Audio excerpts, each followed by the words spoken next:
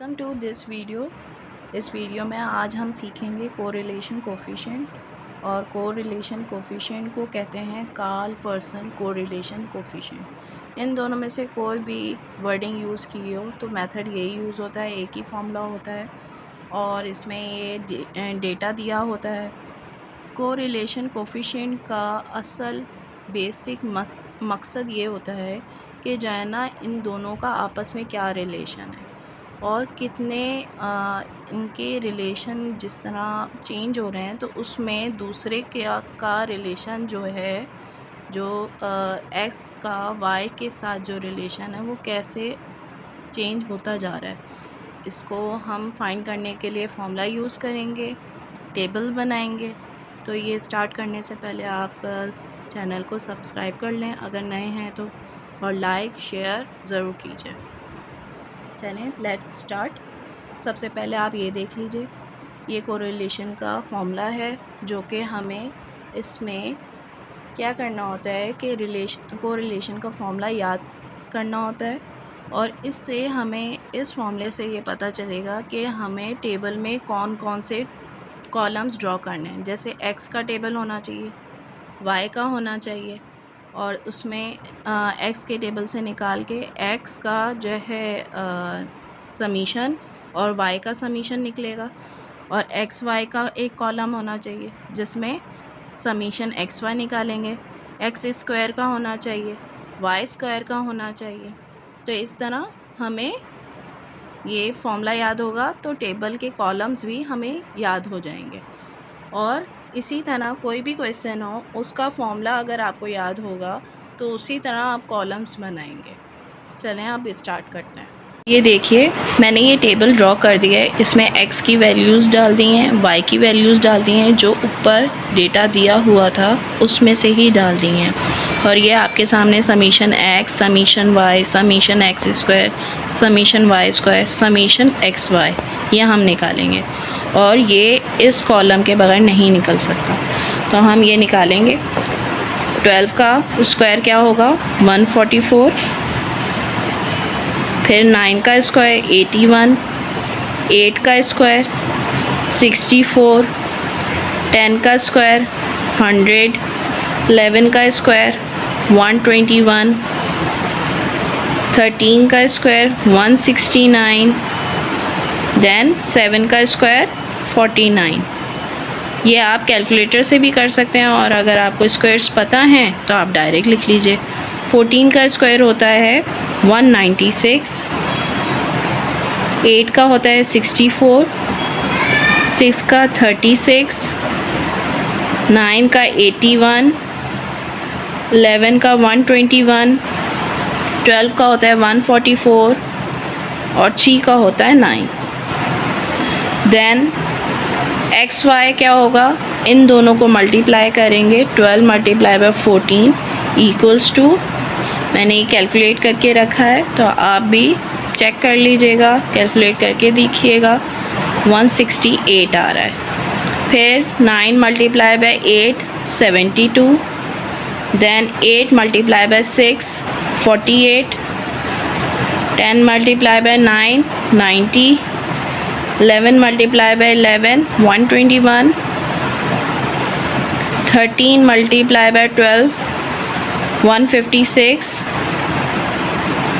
Then 7 multiply by 321। Then summation हम इसका निकालेंगे, इन सब को प्लस करेंगे इस कॉलम को और समीशन एक्स आ जाएगा जो कि मेरा आ रहा है 70, और समीशन वाई होगा 63, summation x square is equals to 728, then summation y square equal to 651, then summation xy equals to 676. You can also check it from your calculator also. Now we have numbers of observations are 1 2 3 4 5 6 7, and which we call it and numbers of observations equals to 7. Okay, then we apply the formula which I have shown you before. R equals to n summation xy minus summation x summation y divided by under root and summation x square minus summation x का whole square. इसी तरह बस इसमें y लगा देंगे तो ये दूसरा बनेगा, तो इसमें n समीशन y का स्क्वायर माइनस समीशन y का whole square. Then we put values n equals to here 7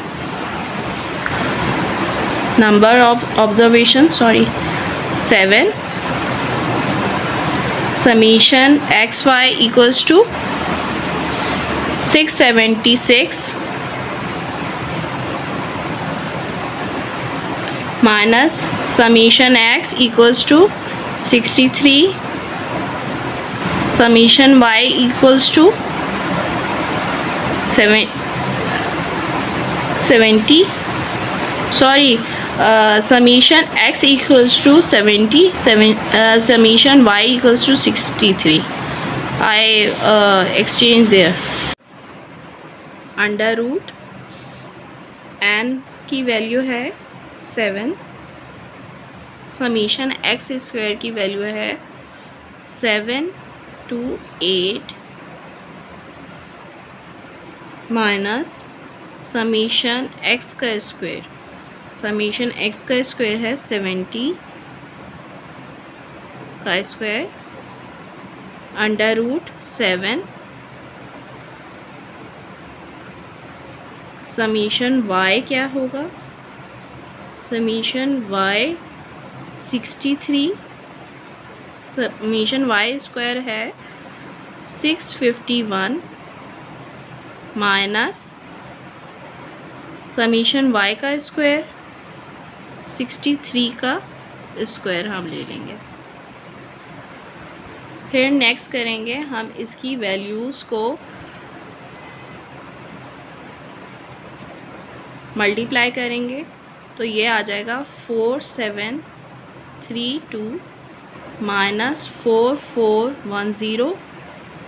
then ये भी इसी तरह हम मल्टीप्लाई और स्क्वायर कर लेंगे। 7 मल्टीप्लाई बाई दिस 5096 माइनस 4900 और इसमें 7 multiply by 651 4557 minus 3969. This is the square of 63. So we will minus the number, we will get 322 root 196 after minus this digit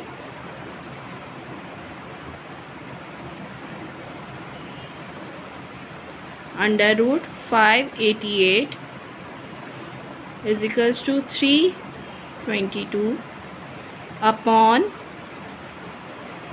under root 196 is equals to 14 multiplied by 24.24. This is the value of under root 588. Then we multiply and divide the whole term.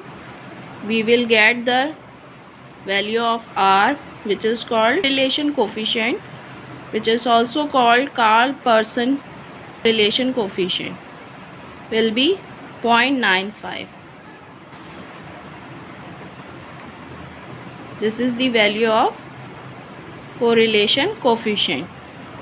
If you like this video, then subscribe, like and share to your friends. Thank you.